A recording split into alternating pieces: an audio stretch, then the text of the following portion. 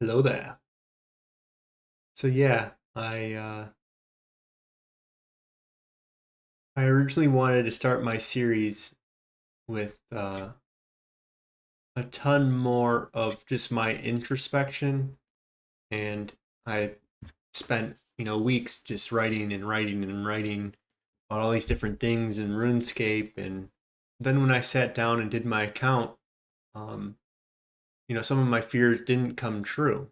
Fears that that some of the scenes could be worthy on their own, that I could actually just use the footage itself, and that was actually superior to me speaking and reading off of a script, right? And so today I want to actually challenge my new take that you know just because I can't read off a script very well doesn't mean that I'll never be able to read off a script. And so I decided to write something up. I didn't proofread enough, but I guess we're just going to tackle it again, make the same mistake I made last time of, there might be some lines that I don't like in here. And, well, I'll just read it and see if I can turn this little improv into me reading a script. And, maybe I'll have to edit stuff out. Maybe I'll have to, you know, redo some takes or whatever. But for me to say that I'm incapable of reading a script and making it sound good and authentic and liked and whatever else, right? That doesn't have to be my reality. Even if, I prefer going off riff for most of my content, I do think I should actually learn how to read and to perform in front of a camera with uh, with words, that my actual feelings manifesting in real time as I'm thinking, as I'm processing, as I'm trying to explain, and that all like naturally just occurs very well. But can I call forth that spirit as I read? And so I guess let's just do this. The masculine guides. What calls out to me? My masculinity calls for legends and myths to be named and realized through dreams, stories, and archetypes that stir something in me. Each one arrived with a feeling. Some I admired, some I feared, some I tried to become, others I tried to outrun, and some still haunt me. Together they form a mythic map of how I understand myself, not as a fixed identity, but as a flow of longing, loyalty, and discernment. Each calls forth a fear and a desire. The lion who holds the ground. He came to me in a dream. The lion held the ground as naturally as he breathed. His presence alone carried dominion. He cared nothing for men's ideas of ownership. He cared. He cared nothing for men's ideas, things such as ownership. He cared nothing for men's ideas of things such as ownership and civility. Civility. Haha. He cared nothing for men's ideas of ownership or of civility. He didn't care. Ugh. He didn't act out of anger or fear. He simply existed, and the land responded. I couldn't confront him. I couldn't hold ground against him. I fled. He was too much, too sovereign. That lion became my first encounter with masculine presence, not as aggression, but as gravity, and I wasn't ready.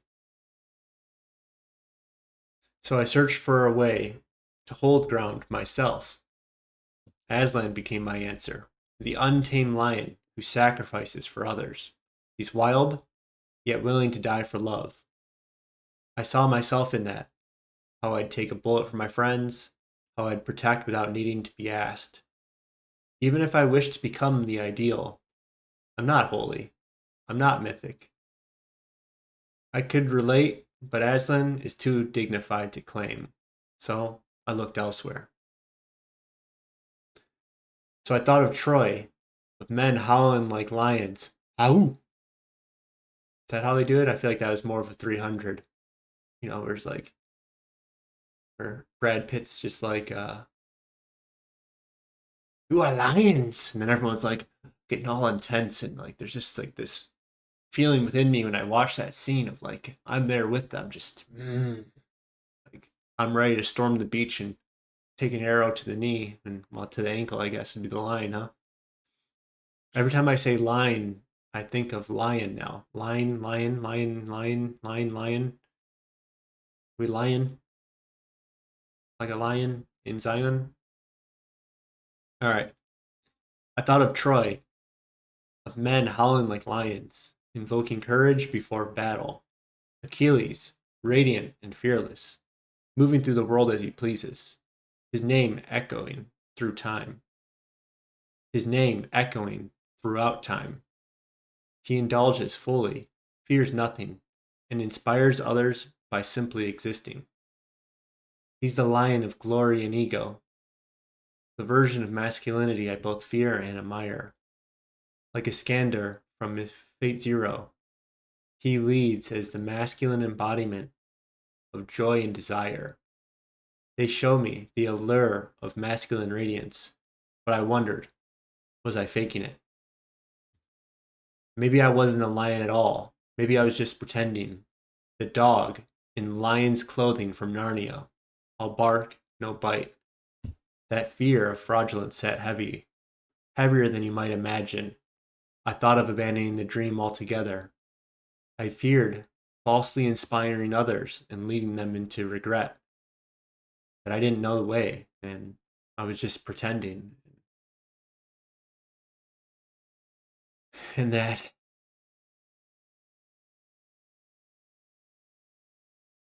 could lead to resentment when you get there. But, I then remembered Cowardly Lion from Lizard of Oz. He wasn't brave, he wasn't strong, but he showed up anyways. And that gave me hope. Even if I'm not capable, I can still be courageous. Even if I'm not tough, I can still be loyal.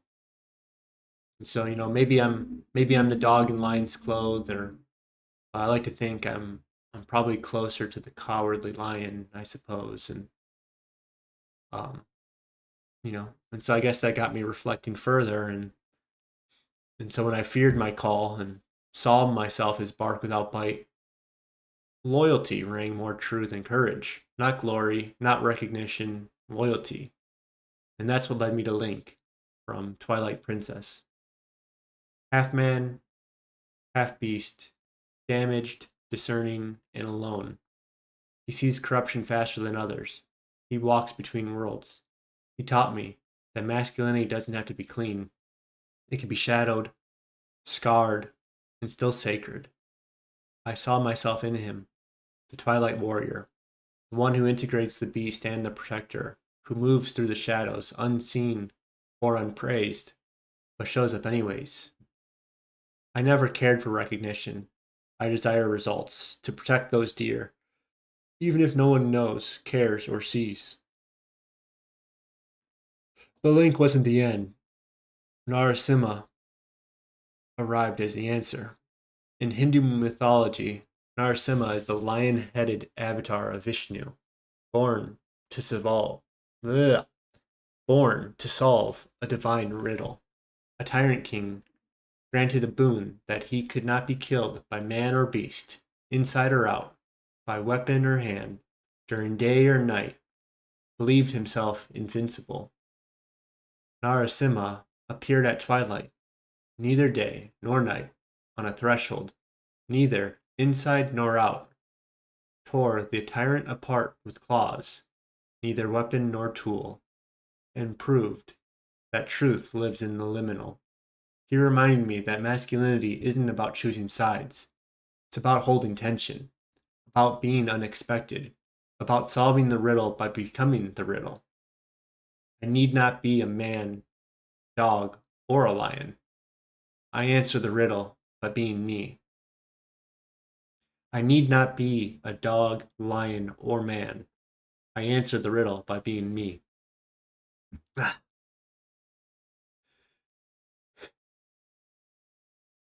Then came Chiron, the centaur, half man, half horse, a teacher of heroes, a master of medicine, music, and war.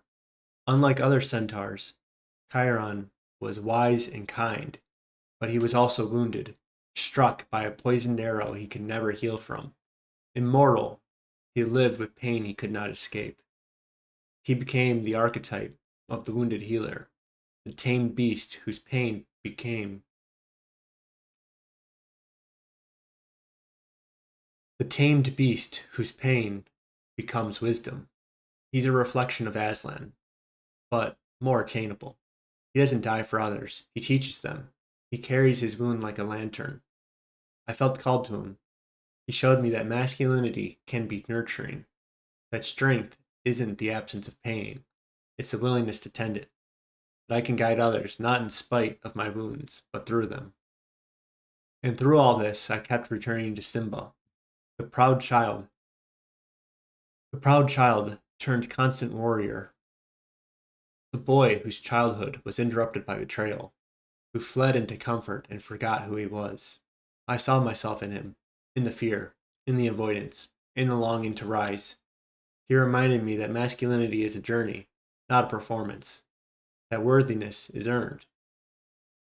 Sorry. That worthiness isn't earned, it's remembered.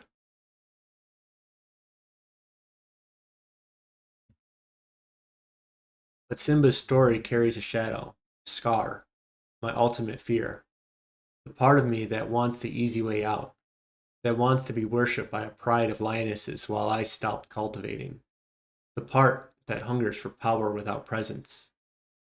Scar is the warning. Scar is Scar is the warning, the decay, the manipulation.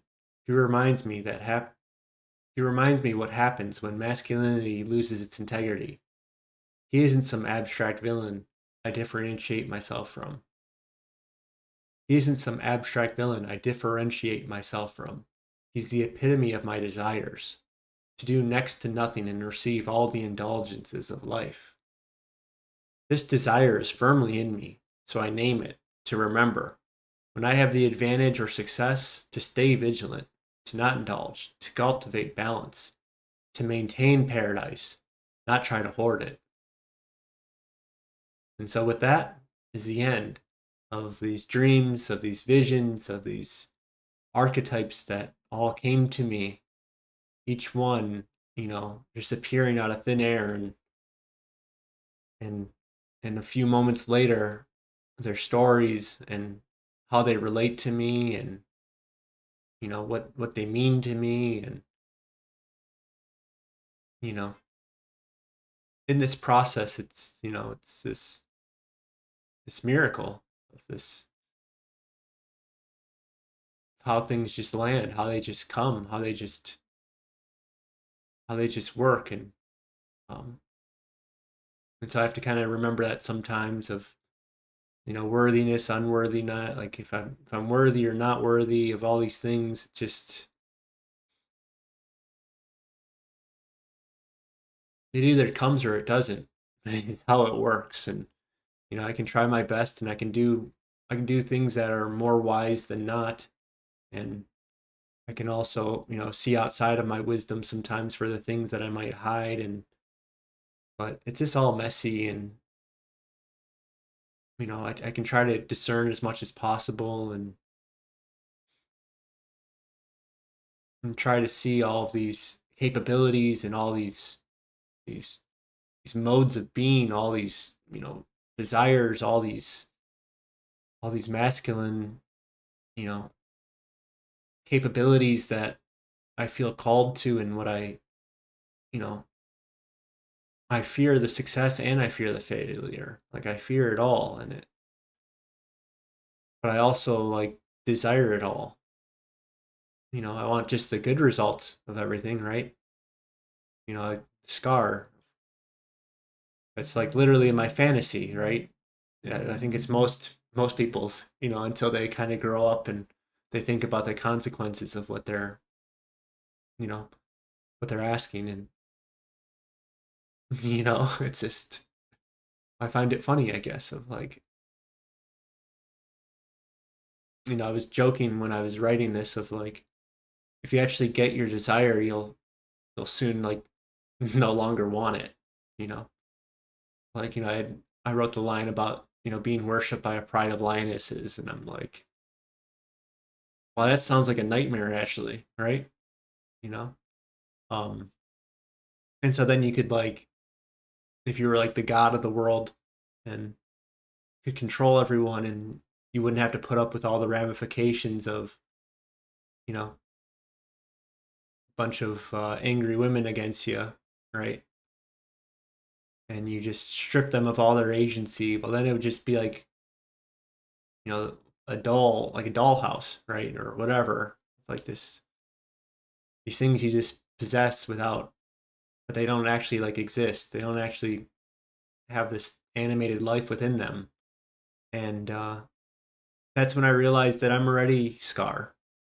I already have this pride of lionesses of, what do you think my porn is? Like, it's so obvious, right? That this is me. This is my morning. I am Scar. And, you know, and so I can try not to be, or I can maybe embrace that's who I am, and to recognize it and realize that, yeah, that is hell. And it's not one that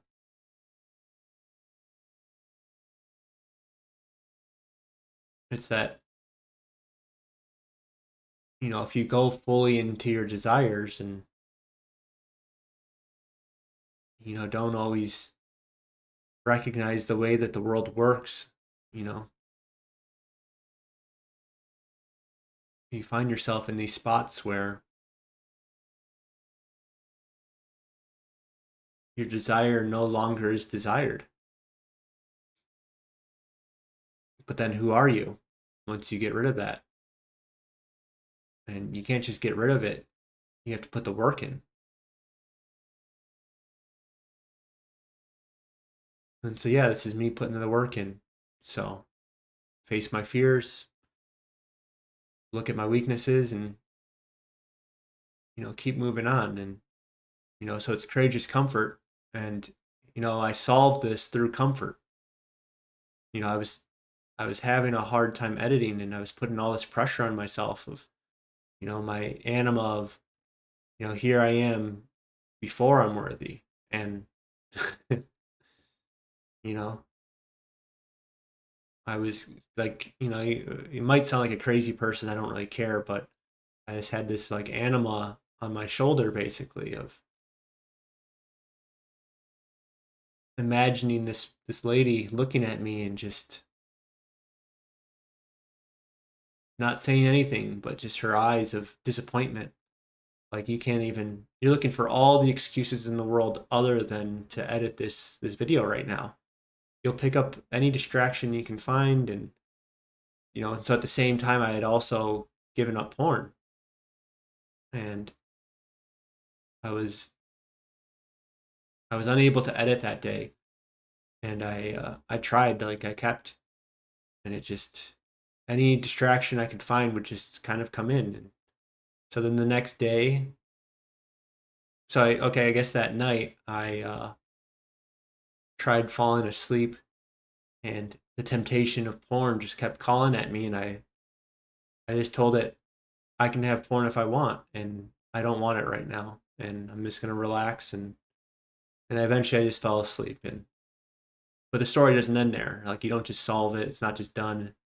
And so the next morning I indulged, but I let go of all that pressure, the courageous comfort. I became the comfort part of it, right? But that was my best day I had editing. That I just full on 12, 14, I don't even know how many hours it was, but spent the whole day just editing. And, I don't think I could have done that because I was struggling in the morning. I really was. I couldn't even get out of bed. And, so I indulged. I let the pressure go and I was able to cultivate, right? And so, what am I trying to say here? Is that I tried to do two things at once. I got rid of the porn and I wanted to edit the videos and I wanted to have this to arrive even when I'm not worthy. And well, it was too much of a change that I didn't realize that, this releasing of negative energy within me, while I'm also trying to just force myself to edit and like to just do without caring about being worthy or not. That wasn't what I was looking for. That's not why I started this project. I started this project because I believe in courageous comfort. And that's that when you have a vision, when you have something that you want, it's not it can be work, but it's like it has its own desire to be done. And for it to not come out, well, I wasn't ready to edit. I didn't know how I wanted to edit. I had all these unanswered questions, and so I just needed to relieve it. And so yeah. And so I proved to myself I could edit, but it required a cost.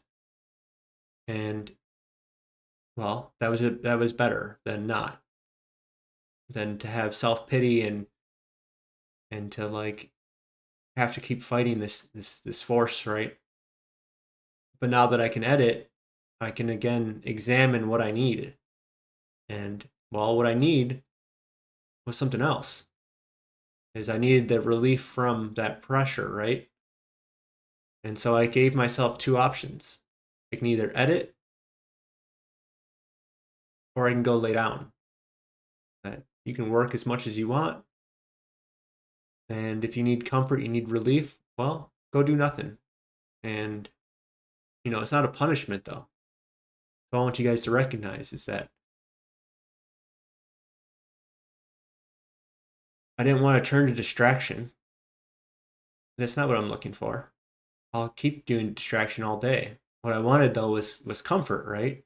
And I wanted to relax and like relieve myself, let myself process, let myself, fully oh, let that pressure go. And I could live in that release of pressure all day, right? But soon your mind wants to be stimulated again. It wants something to work on, wants something to do, something to aim towards. And so it's just this natural progression of, okay, edit, work. If it gets too intense and you're not sure how to proceed, well, you might need to process things. You might need to calm down. You might need to let things go. And so I didn't have to resort to my addiction for that, right? But I could just relax myself. I didn't need an external release. I needed an internal release, right? And I don't know if I'm fully past the hump or whatever. I don't, that's not what I'm trying to say here right now. Because I keep, you know, celebrating early or, wanting to bring out this like, oh, I solved this, like just to hopefully inspire others, right? But, it's a long journey and, you know,